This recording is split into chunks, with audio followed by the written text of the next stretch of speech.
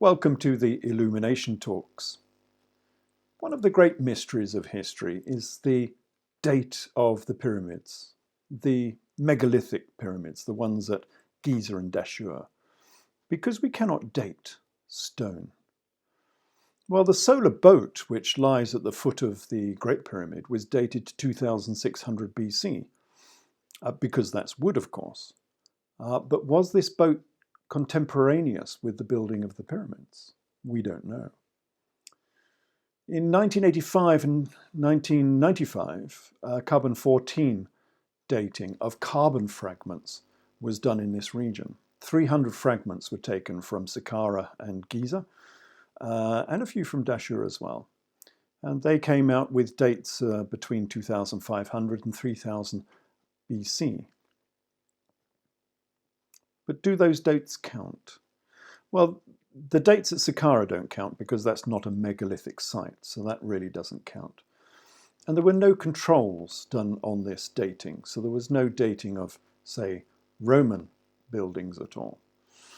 And Professor John Hale this is a decade later, Professor John Hale has come up with a new method of dating lime mortar instead of fragments of charcoal, which is a much better method because you'll know exactly where the mortar comes from.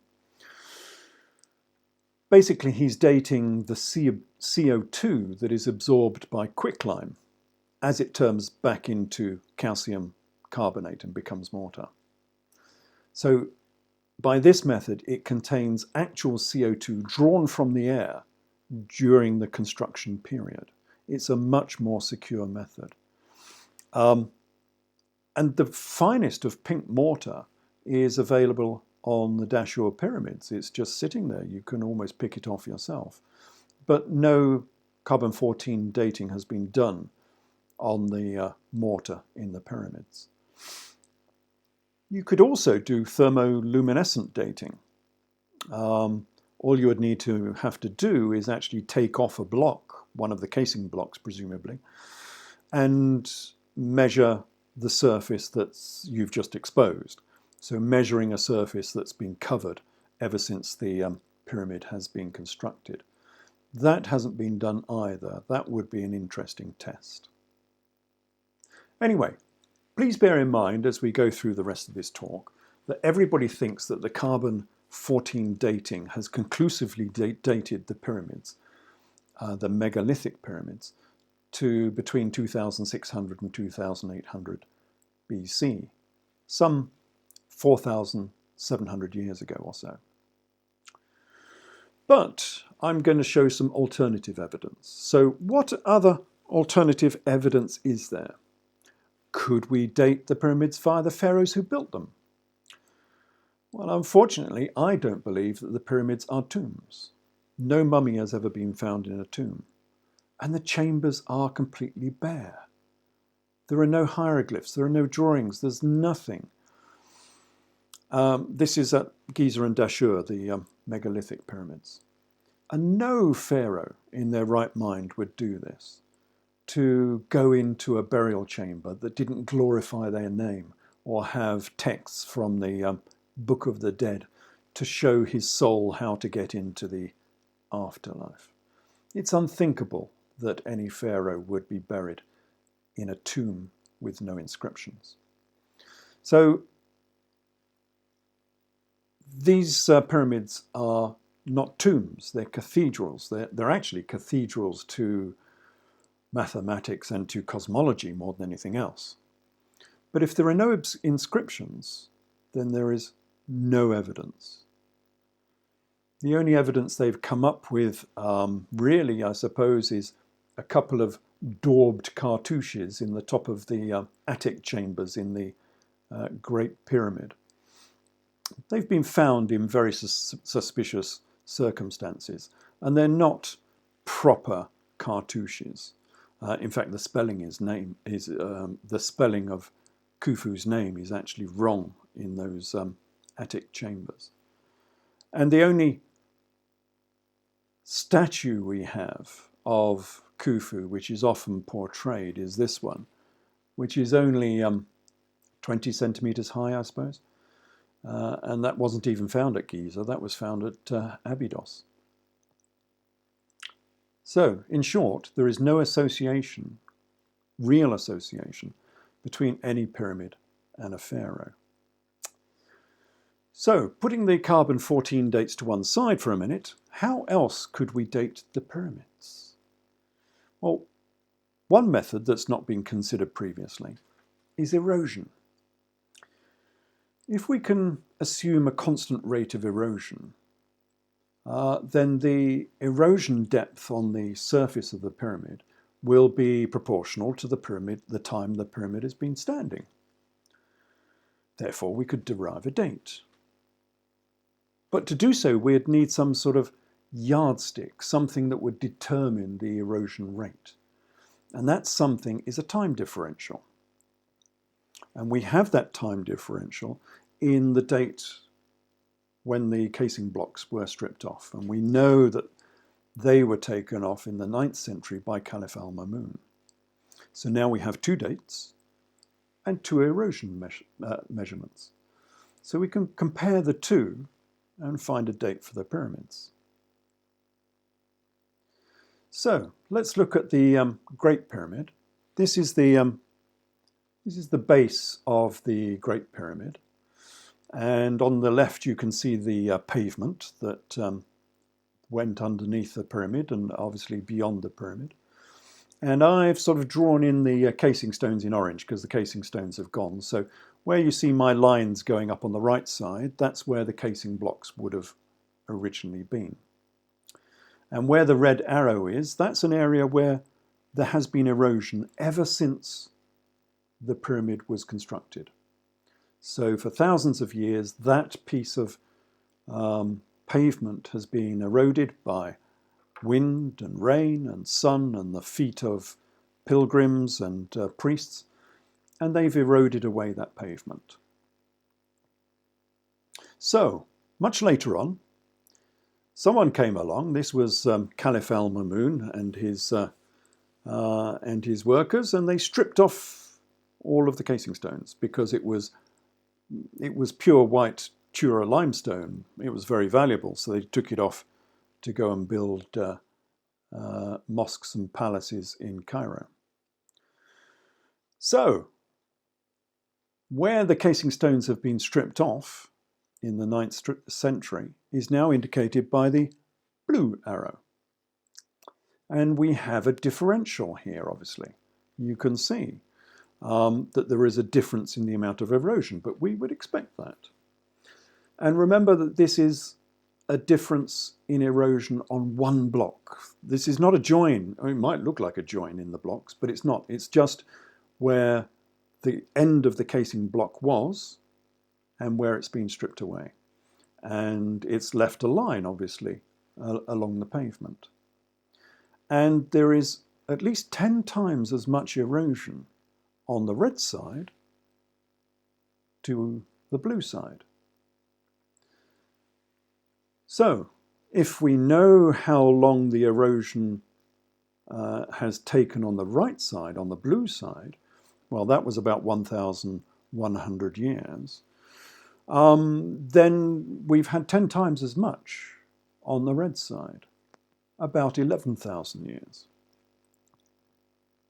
So this rather simple but relatively reliable method seems to indicate that the Great Pyramid is 11,000 years old, assuming that erosion rates haven't changed. And there's no good reason why erosion rates should have changed in recent eras. Therefore, the Great Pyramid may have been built 9,000 years ago, not 4,500 years ago. So why has no one made a proper study of this, of differential erosion? Because you get this all around the pyramids. It's not just here in this one paving stone. All around the Great Pyramid and the Second Pyramid and down at Dashur, you can see the same differential erosion rates on the surface after someone stole all of the casing blocks. Okay, well, we can see similar erosion patterns at some of the other pyramids. So this is Saqqara. This is the period of Medum. And yeah, it's a funny pyramid, this one. It was built in sort of 3 stages. And the last stage is where they tried to turn it from a step pyramid into a true pyramid. And they used a rather friable, weak stone, and it's eroded quite a lot, much more than we see at the other pyramids. And that material has fallen down the pyramid and created a great pile of debris at the base. And I've sort of indicated the pile of debris here in these sort of purple stripes. In fact, to the right, you can see the great pile of debris is still there. What's happened is in this bare patch, they've actually done an excavation and taken the debris away and left the debris on the right-hand side. But originally, the debris went right to the top where those purple lines are indicating. And the debris, over the years, over the millennia, covered up the base of the pyramid and protected the stones. So the bottom of the pyramid was more protected than the top. And we can see that in this demonstration here, where I take off some of the purple lines, and you can see at the top, where the side of the pyramid has been exposed for longest, there is quite a lot of erosion. And then if we take off some more lines, we see less erosion. And when we go all the way to the bottom, we see that the casing stones at the bottom of the pyramid are almost untouched because they were covered up and protected by all the debris falling down from above. So this means that this pyramid has just eroded away, just through wind, rain, and sun, and the stone is eroded away and collapsed. It hasn't just fallen down, because a long time ago there was an archaeologist said that the entire pyramid had just fallen down, and that's why we had this debris pile at the bottom. But when they did the excavation of the debris pile, you could see that the debris was stratified. It had come down over decades, centuries, and millennia and built up a stratified pile of debris at the bottom. But how long does it take to erode away an entire pyramid? Just naturally, just falling down, bit by bit, stone by stone. Well, small piece of stone by small piece of stone, small grain of sand by small grain of sand, until the whole of the top of the pyramid has fallen away. How long does that take? Thousands of years, 10,000 years perhaps? Well, we don't know, because nobody has done any proper research onto the erosion rates at the period at Medum. Oh, and another thing, when I went through this pile of debris at the bottom of the pyramid at Medum, the debris pile was full of beetle carcasses, and they were stratified. So obviously at the bottom, the very early strata would have started being laid down shortly after the pyramid had been built, give or take 500 years. The bottom strata would have contained beetles from the very, very early eras of this pyramid. And they could be carbon dated. But they haven't been, so we don't have a date. And that would be a much better carbon date, of course, because a carbon date could be wrong. It's difficult to trust it. But if you went down the stratified layer of the debris at the bottom of the Medum pyramid, you could take different beetles from each layer. And hopefully, if your dating method was correct, you would have a whole series of dates going further and further backwards into the past. Then you could trust your dating method much more than just by getting a single date, which is fairly meaningless, really. But that's not been done. Okay, going a little bit further north, going up to Dashur. This is the Bent Pyramid. Here it is. This is the base of the bent pyramid, what I call the Viega Pyramid in one of my books, because it aligns with the star Viega. And again, you'll see a debris pile at the bottom of the pyramid. And the debris pile has covered up the casing stones and protected them. So where we have the blue arrows, you'll see that the casing stones are untouched.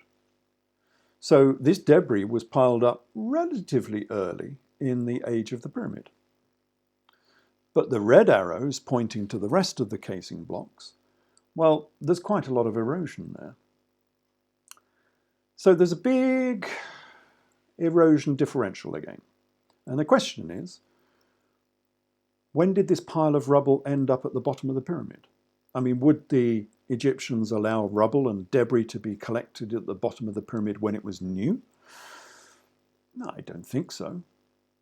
So how long did it take before a pile of rubble appeared at the bottom of this pyramid? Was it maybe 1,000 years or so? Well, as it happens, the differential between the new-looking casing stones and the eroded is about 10 times again. So if this debris took 1,000 years before it was dumped at the bottom of the pyramid, then the rest of the pyramid is at least 10,000 years old. And again, look at the differential between the perfect casing stones and the eroded casing stones. The difference is quite marked. And we have another possible way of dating the pyramids. This again is the bent pyramid, because the bent pyramid is one of the few that still has most of its casing blocks on it, what I call the Viega Pyramid. And as we can see from here, this is just one face of the pyramid, and you can see there are repair blocks all over it. I've circled most of them in red. And you can see that someone has looked at a stone, found it was eroding, there was a hole there. So they've chiseled out a nice square hole and put in a new block. They've made a repair. But this is all over the pyramid. I mean, here's another face. And you can see repair after repair after repair all over the place. Over all four sides of this pyramid, from bottom to top, there are these repairs. And here's another one. Let's zoom in and we can have a look at a close-up of this block. And even this little crack, obviously the join between the two stones has cracked, so someone has chiseled it out and put in these nice little repair blocks. So, at some point in the distant past, someone has covered up the whole of the pyramid with an enormous great scaffold. And thousands of people have been up and down, chipping out the worn stone and putting in repair blocks. But when did this happen? It certainly wasn't in the Roman, Christian or Muslim eras. I mean, it was the Muslims who were just ripping off the casing blocks anyway, so they certainly weren't repairing it. Besides, if you look at some of these repair blocks, even the repair blocks have started to erode a little. They've been weathered. So it's been a while since this repair work was done. And how many years would it take before a pyramid needs repairing anyway? I mean, surely this is thousands of years before a pyramid would need repairs. And we know this from the casing blocks at the bent pyramid. And here is a section of casing blocks. Might not be exactly obvious what this is showing, but on the right, sorry, let's have a look at the left first. On the left, you'll see the casing blocks. And on the right is where they've been taken away about 1,000 years ago. But where they've been taken away, you're left with a fresh surface on the old stone, the stone that's still remaining. And if you run your hands across that surface, it's completely flat. There is no erosion whatsoever. So the stones that have only been exposed there for about 1,000 years have no erosion on them. So we can be fairly sure that when this pyramid was constructed, the face of the pyramid would have stayed in fairly good condition for thousands of years and not needed any repairs. How many? Well, we don't know, but just guessing, 6,000 or 7,000 years before you would need any repairs being done? Sounds reasonable to me. So who did these repairs? From the condition of the repair blocks, we can say it was several thousand years ago. And who was actually closely associated with this particular pyramid? Well, the only pharaoh that is associated with this pyramid is Pharaoh Sneferu from the 4th dynasty. That's about 4,500 years ago, which sounds like a reasonable sort of time period for some repairs. And Sneferu is associated with 3 pyramids. He's said to have built the Bent Pyramid, the Viega Pyramid as I call it, the Red Pyramid, or Draco as I call it, and the Medum Step Pyramid. So in classical Egyptology, they say he built 3 pyramids, which is highly unlikely. I mean, why would a pharaoh need 3 pyramids in the first place? And none of these pyramids have any inscriptions, so they're not identified with any pharaoh whatsoever. And could you even build 3 pyramids within the lifetime of one pharaoh? It does sound a little bit unbelievable.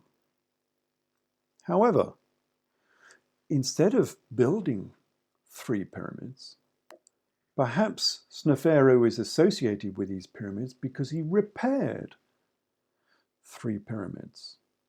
Now that would be something quite prestigious, you know, to have repaired the pyramids during your lifetime, which is quite a big task. So perhaps it was Sneferu who repaired the pyramid 4,500 years ago.